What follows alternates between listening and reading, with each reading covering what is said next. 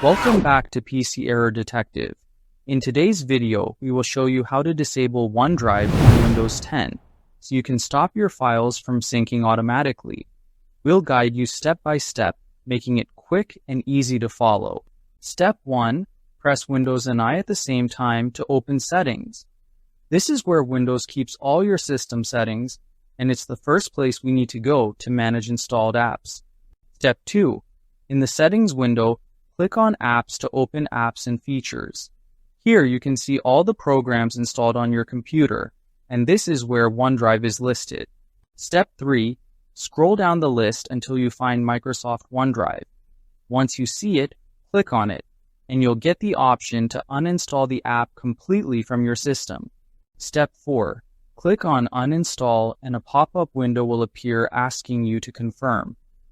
Click Uninstall again to make sure Windows removes the app from your computer. Step 5. After the uninstallation is complete, restart your computer.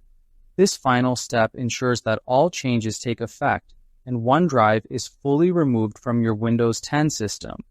Thank you for watching, and don't forget to subscribe to PC Error Detective for more helpful Windows tips.